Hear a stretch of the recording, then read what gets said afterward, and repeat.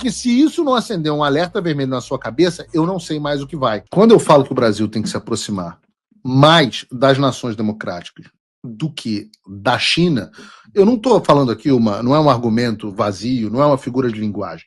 A aproximação do Brasil com a China, não só por conta do governo Lula, mas em todas as esferas, tem sido um negócio notável. E é óbvio que os americanos estão vendo isso. Para explicar esse ponto, eu quero trazer aqui duas matérias. Duas importantes. A primeira é essa da Raquel. Porra, como é que se lê um troço desse? Derevec, da Gazeta do Povo. A associação exige que a STF divulgue termos de acordo com a Suprema Corte Chinesa. Após o Supremo Tribunal Federal se recusar a divulgar os termos do último acordo firmado nos últimos meses com a Suprema Corte da China, isso não é um negócio de maluco, né? Não, imagina se o Brasil vai virar uma ditadura. Isso é uma loucura. Juristas e cidadãos se uniram esta semana para exigir transparência dos ministros brasileiros. Para isso, a Associação de Juristas Lexion, que é contrária ao autorismo do STF, divulgou um ofício dirigido ao STF e ao Superior Tribunal de Justiça. O documento exige divulgação imediata e integral de todos os pactos celebrados com a corte chinesa. Puta merda, a gente está celebrando pacto com a corte da ditadura chinesa, velho.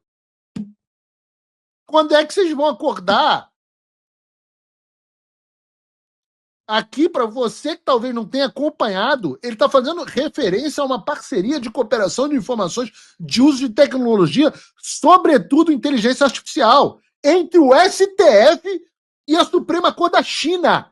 E ninguém sabe quais são os termos dessa parceria, é secreta. E é isso que os caras do Lexon, né, os juristas do Lexon, estão reclamando. Mas o que a gente sabe? A gente não sabe os termos do acordo. O que a gente sabe? Eu vou continuar lendo a reportagem. Desde o ano passado, o Noticiário Nacional vem cobrindo o estreitamento de relações entre as cúpulas judiciárias brasileira e chinesa, sem especificar os objetos dos entendimentos, aponta o Lexon. Segundo a associação, o que se sabe, e eu vou fazer aqui, eu vou falar um negócio. Uma das coisas que o secretário Bessent perguntou a gente quando nós estávamos falando sobre o Brasil era qual é o dedo da China nessa história. E eu não conhecia, eu não conheço tudo, eu não conhecia esse assunto.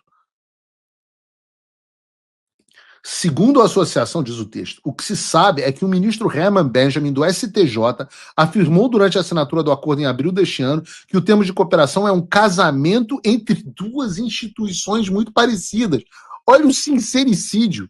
E que o vice-presidente da Suprema Corte da China, He Xiaorong, também citou que, abre aspas, os dois lados compartilham muitas semelhanças e ideias idênticas. Eu não estou inventando isso, eu estou lendo um teleprompter do texto exato. Porque se isso não acender um alerta vermelho na sua cabeça, eu não sei mais o que vai. Nós temos um ministro do STJ afirmando que essa parceria é um casamento entre duas instituições muito parecidas. E o cara da China, o vice-presidente do STF chinês, dizendo que eles e o STF brasileiro compartilham, têm muitas semelhanças e ideias idênticas. Não estou falando aqui de Suprema Corte dos Estados Unidos ou do Reino Unido, né? A Suprema Corte do qual o STF está falando é a da China. China, país governado por mão de ferro, um partido único, notoriamente conhecido pela repressão política, pela censura e pelo desaparecimento das pessoas que discordam do regime, de fato idêntico ao Brasil. Agora, o que dá para se esperar quando o ministro Gilmar Mendes, o decano, diz que todos são admiradores do regime chinês? Os caras estão deixando evidente que o alinhamento deles com a ditadura chinesa e eu ainda é real. E eu ainda tenho que ouvir a Andresa Matais no Metrópolis dizer que o Brasil não é ditadura. A confissão de que o STF está alinhado com a Suprema Corte da China veio do próprio judiciário, não é o Paulo Figueiredo falando. Os caras apoiam banimento de redes sociais que não cumprem exigências de censura do regime, ambos apoiam também a perseguição e repressão política contra as pessoas que discordam das opiniões e das decisões do governo. Ambos apoiam um sistema onde a oposição política real não pode existir. De fato, eu concordo com muitas semelhanças entre o STF e a Suprema Corte da China. Mas não para por aí, porque essa parceria não é exatamente a parceria entre dois países em igualdade de posições. Essa é uma parceria de vassalagem do Brasil em relação à China, em que o interesse principal é beneficiar os chineses, mesmo que em detrimento do interesse nacional dos brasileiros. Pô, cadê o povo da soberania? Porque foi exatamente o que fez o Brasil ao chancelar a venda pela Anglo-American das suas minas de níquel para a MMG, que é a subsidiária da estatal chinesa China Minmetals, sei lá. O que aconteceu, para você que não está acostumado a termos comerciais, foi que o Brasil concordou com a venda de minas de níquel gigantescas a uma empresa de propriedade do Partido Comunista Chinês. E como se não fosse ruim o suficiente, a informação é de que a oferta dos chineses foi de 500 milhões de dólares, enquanto a outra oferta de um grupo da Turquia foi de 900 milhões de dólares e foi rejeitada. Agora, por que uma empresa aceitaria uma oferta quase metade da outra? Por que alguém aceitaria quase metade? Talvez a resposta esteja no fato de que a China, com essa negociação, vai passar a controlar cerca de 60% da produção de níquel do Brasil. Para todos os efeitos, portanto, o Brasil é refém do Partido Comunista Chinês na produção desse minério raro e essencial. E o negócio é tão escrachado que até o INCRA teve que se posicionar de maneira contrária. Veja a nota do INCRA. A China domina o refino e o processamento de minerais fundamentais para tecnologias limpas, defesa e indústria, além da produção de produtos dos mais variados tipos, inclusive aqueles relacionados à saúde e necessidades básicas, em razão de uma centralização exacerbada da industrialização em um mundo altamente globalizado.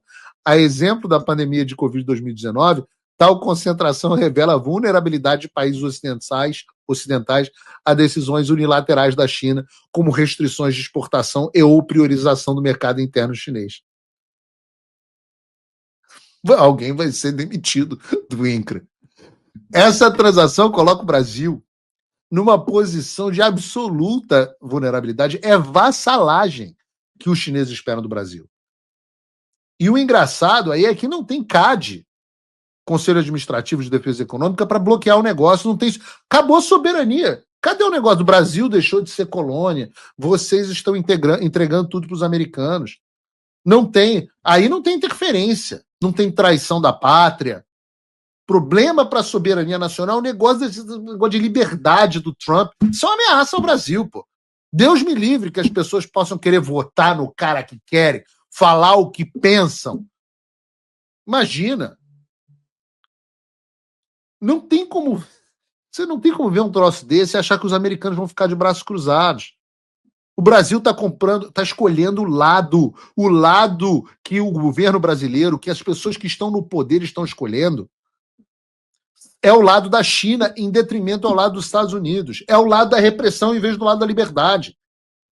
Ora, não é à toa que o Instituto Americano de Ferro e Aço, o ISE, enviou comentários à investigação contra o Brasil por violação da seção 301 e do Código de Comércio dos Estados Unidos, sobre a qual nós já tratamos aqui em outras oportunidades.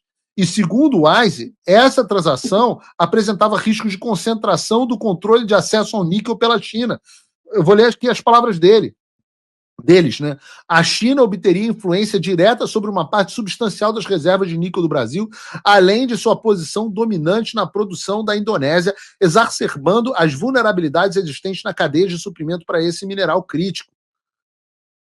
Eles também informaram que as reservas de níquel do Brasil e da Indonésia, ambas controladas em sua maioria pelos chineses, representam juntas quase a metade dos recursos totais de níquel no mundo.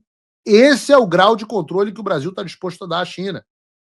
A investigação da seção 301 já não estava indo nada bem para o Brasil. E agora adicionam essa bomba.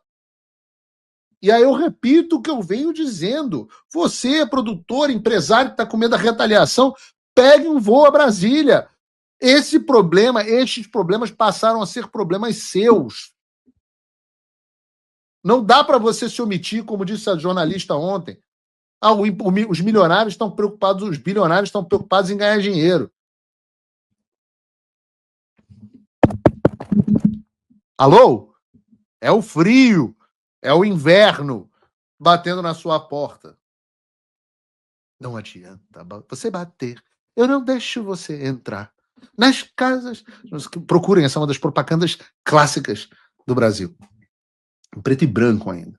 Vocês que são mais velhos devem lembrar, não é do meu tempo. Não é do meu tempo. Mas eu estudei publicidade, estudei comunicação, então conheço peças clássicas.